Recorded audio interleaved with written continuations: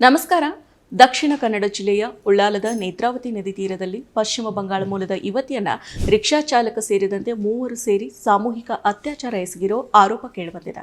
ಸದ್ಯ ಈ ಪ್ರಕರಣಕ್ಕೆ ಸಂಬಂಧಿಸಿದಂತೆ ಮೂವರನ್ನ ವಶಕ್ಕೆ ಪಡೆದುಕೊಂಡಿರೋ ಮಂಗಳೂರು ಪೊಲೀಸರು ಸದ್ಯ ವಿಚಾರಣೆಯನ್ನು ನಡೆಸ್ತಾ ಇದ್ದಾರೆ.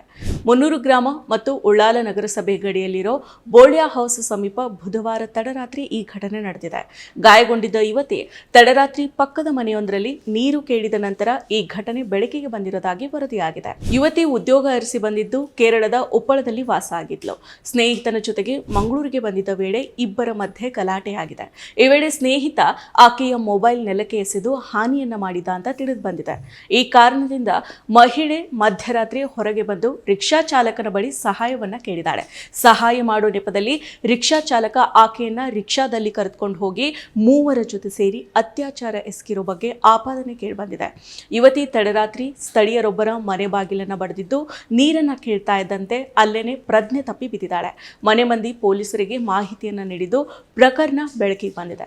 ಯುವತಿ ಮೈಯಲ್ಲಿ ಗಾಯದ ಗುರುತುಗಳು ಸಹ ಕಂಡು ಬಂದಿದೆ. ಈ ಬಗ್ಗೆ ಸುದ್ದಿಗೋಷ್ಠಿಯ ಮೂಲಕ ಮಾಹಿತಿಯನ್ನ ನೀಡಿರೋ ಮಂಗಳೂರು ನಗರ ಪೊಲೀಸ್ ಕಮಿಷನರ್ ಅನುಪಮ್ ಅಗರ್ವಾಲ್ ಅವರು ಸದ್ಯ ಯುವತಿಯನ್ನ ದೇರಳಕಟ್ಟೆಯ ಖಾಸಗಿ ಆಸ್ಪತ್ರೆಗೆ ಸೇರಿಸಲಾಗಿದೆ. ವೈದ್ಯಕೀಯ ವರದಿಯ ನಂತರ ಅತ್ಯಾಚಾರ ನಡೆದಿರೋ ಬಗ್ಗೆ ಮಾಹಿತಿಯನ್ನ ನೀಡಲಾಗುವುದು ಅಂತ ತಿಳಿಸಿದ್ದಾರೆ. ಬುಧವಾರ ರಾತ್ರಿ ಉಳ್ಳಾಲ ಪೊಲೀಸ್ ಠಾಣೆಯಲ್ಲಿ ಘಟನೆ ನಡೆದಿದ್ದು ಮಧ್ಯರಾತ್ರಿ 1:30 ಸುಮಾರಿಗೆ 112ಗೆ ಕರೆ ಬಂದಿದೆ. ಒಂದು ಹುಡುಗಿ ಕೂಗಾಡ್ತಾ ಇದ್ದಾಳೆ, ಆಕೆಗೆ ಹಲ್ಲೆಯನ್ನ ಮಾಡಿದ್ದಾರೆ ಅಂತ ದೂರು ಬಂದಿತ್ತು. ತಕ್ಷಣವೇ ಹೊಯ್ಸಳ ಘಟಕ ಸ್ಥಳಕ್ಕೆ ತೆರಳಿ ಯುವತಿಯನ್ನ ಪೊಲೀಸ್ ಠಾಣೆಗೆ ಕರೆತಂದಿದ್ದಾರೆ. ಅವಳು ಮಾತನಾಡೋ ಸ್ಥಿತಿಯಲ್ಲಿರದ ಕಾರಣ ತಕ್ಷಣ ಆಕೆಯನ್ನ ಆಸ್ಪತ್ರೆಗೆ ದಾಖಲು ಮಾಡಲಾಗಿದೆ ಅಂತ ಹೇಳಿದ್ದಾರೆ. ಇನ್ನು ತದನಂತರ ಬೆಳಿಗ್ಗೆ ಯುವತಿಯ ಹೇಳಿಕೆಯ ಪ್ರಕಾರ ರಾತ್ರಿ ಯಾರೋ ಅವಳಿಗೆ ಮದ್ಯಪಾನವನ್ನ ಮಾಡಿಸಿದ್ದಾರೆ. ಆನಂತರ ಪ್ರಜ್ಞೆಯನ್ನ ತಪ್ಪಿಸಿದ್ದಾರೆ. ಕಾರಲ್ಲಿ 3 ಜನ ಇದ್ದಿದ್ದಾಗಿ ಯುವತಿ ತಿಳಿಸಿದ್ದಾಳೆ. ಪ್ರಜ್ಞೆ ಬಂದ ನಂತರ ಆಕೆಯ ಒಳ ಉಡುಪು ಇರಲಿಲ್ಲ ಅಂತ ಹೇಳಿಕೆಯನ್ನು ಕೊಟ್ಟಿದ್ದಾಳೆ. ಪ್ರಜ್ಞೆ ಬಂದು ಅವಳು ಕೂಗಾಡೋದಕ್ಕೆ ಶುರು ಮಾಡಿದಾಗ ಅವರು ಆಕೆಯನ್ನ ಅಲ್ಲೇ ಬಿಟ್ಟು ಪರಾರಿಯಾಗಿದ್ದಾರೆ. ಆ ಬಳಿಕ ಸ್ಥಳೀಯರ ಸಹಾಯದೊಂದಿಗೆ ಪೊಲೀಸರನ್ನ ಸಂಪರ್ಕ ಮಾಡಿದ್ದಾಳೆ ಅಂತ ಹೇಳಲಾಗ್ತಾ ಇದೆ. ಯುವತಿಯ ದೂರಿನ ಆಧಾರದಲ್ಲಿ ಅತ್ಯಾಚಾರ ಪ್ರಕರಣವನ್ನ ದಾಖಲು ಮಾಡಿದ್ದಾವೆ. ಬುಧವಾರ ಬೆಳಿಗ್ಗೆ ತನ್ನ ಸ್ನೇಹಿತನ ಜೊತೆಗೆ ಕೆಲಸವನ್ನ ಹುಡುಕೊಂಡು ಮಂಗಳೂರಿಗೆ ಬಂದಿದ್ಲು. ಪಶ್ಚಿಮ ಬಂಗಾಳದ ಕೋಚ್ ಬಿಹಾರ್ ಮೂಲದವಳಾದ ಯುವತಿ 2 ರಿಂದ 3 ವರ್ಷಗಳಿಂದ ಕೇರಳದ ಪ್ಲೇವುಡ್ ಕಂಪನಿಯಲ್ಲಿ ಕೆಲಸವನ್ನ ಮಾಡಿಕೊಂಡಿದ್ಲು. ಮಂಗಳೂರಿನಲ್ಲಿ ಬೇರೆ ಸಂಸ್ಥೆಯಲ್ಲಿ ಕೆಲಸದ ಅವಕಾಶ ಇದ್ದ ಕಾರಣ ಸಹಚರನ ಜೊತೆ ಮಂಗಳೂರಿಗೆ ಬಂದಿದ್ಲು ಅಂತ ಕಮಿಷನರ್ ತಿಳಿಸಿದ್ದಾರೆ. ಇನ್ನು ಮಂಗಳೂರಿಗೆ ಬಂದಿದ್ದ ವೇಳೆ ಗೆಳೆಯನ ಜೊತೆಗೆ ಜಗಳವಾಗಿ ಆತ ಈಕೆಯ ಮೊಬೈಲ್ಗೆ ಹಾನಿಯನ್ನ ಮಾಡಿದ್ದ. ಹಾಗಾಗಿ ಮೊಬೈಲ್ ರಿಪೇರಿಗೆ ಅಂತ ಆಟೋ ಹಿಡಿದು ಮೊಬೈಲ್ ಅಂಗಡಿಗೆ ತೆರಳಿದ್ದಾಳೆ. 5 ರಿಂದ 6 ಗಂಟೆಗಳ ಕಾಲ ಆಕೆ ಆಟೋ ಡ್ರೈವರ್ ಜೊತೆಗೆ ಇದ್ದು ಅವನ ಜೊತೆಗೆ ಗೆಳೆತನ ಆಗಿದೆ. ಮೊಬೈಲ್ ರಿಪೇರಿ ಹಣ ಕೂಡ ಆತನೇ ಪಾವತಿ ಮಾಡಿದ್ದ. ಆ ಬಳಿಕ ಆಕೆ ರಾತ್ರಿ ಪಶ್ಚಿಮ ಬಂಗಾಳ ಹೋಗಲು ರೈಲ್ವೆ ನಿಲ್ದಾಣಕ್ಕೆ ಬಿಡೋದಕ್ಕೆ ಆಟೋ ಡ್ರೈವರ್ಗೆ ಹೇಳ್ತಾಳೆ.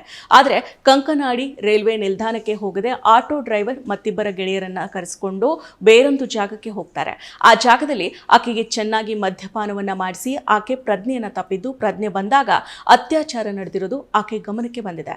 ಸದ್ಯ ಈ ಪ್ರಕರಣದ ತನಿಖೆ ನಡೆಸಿ ಮೂವರನ್ನ ವಶಕ್ಕೆ ಪಡೆಯಲಾಗಿದೆ ಅಂತ ತಿಳಿಸಿದ್ದಾರೆ. ಇನ್ನು ವಶಕ್ಕೆ ತೆಗೆದುಕೊಂಡ ಆರೋಪಿಗಳನ್ನ ಮುಲ್ಕಿ ನಿವಾಸಿ ಅಂತ ಗುರುತಿಸಲಾಗಿದೆ.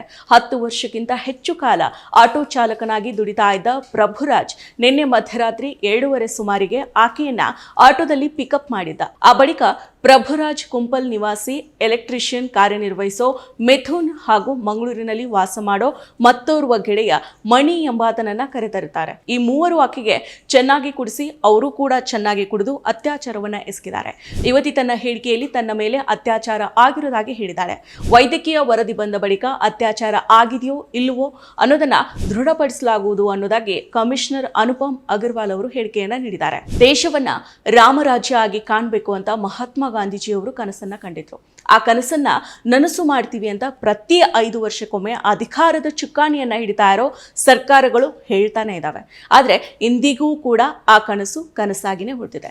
ದೇಶದಲ್ಲಿ ಮಹಿಳೆಯರ ಮೇಲೆ ಅತ್ಯಾಚಾರ, ದೌರ್ಜನ್ಯ, ಹಿಂಸೆಗಳು ದಿನದಿಂದ ದಿನಕ್ಕೆ ಹೆಚ್ಚಾಗ್ತಾ ಇದ್ದಾವೆ ಹೊರತು ಯಾವತ್ತೂ ಕೂಡ ಕಡಿಮೆ ಆಗಿಲ್ಲ. ಅದು ಎಷ್ಟು ಮಟ್ಟಿಗೆ ಅಂದ್ರೆ ಪ್ರತಿ ಗಂಟೆಗೆ ಸರಾಸರಿ 4 ಅತ್ಯಾಚಾರಗಳು ಹಾಗೂ ಪ್ರತಿ 2 ನಿಮಿಷಕ್ಕೊಂದು ಮಹಿಳೆಯರ ಮೇಲೆ ದೌರ್ಜನ್ಯಗಳು ನಡೀತಾ ಇದ್ದಾವೆ.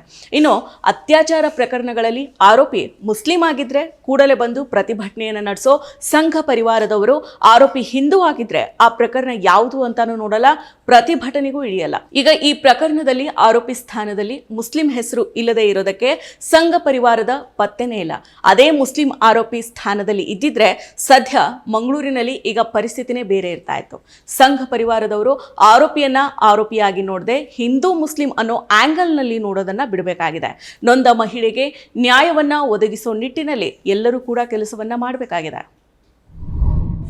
ಮತ್ತಷ್ಟು ವಿಶೇಷ ವಿಡಿಯೋಗಳನ್ನು ನೋಡಲು ಮತ್ತು ಹೊಸ ವಿಡಿಯೋಗಳ ಬಗ್ಗೆ ತಿಳಿಯಲು ಈ ದಿನ .com ಯೂಟ್ಯೂಬ್ ಚಾನೆಲ್ ಸಬ್ಸ್ಕ್ರೈಬ್ ಮಾಡಿ ಮತ್ತು ಬೆಲ್ ಐಕಾನ್ ಕ್ಲಿಕ್ ಮಾಡಿ.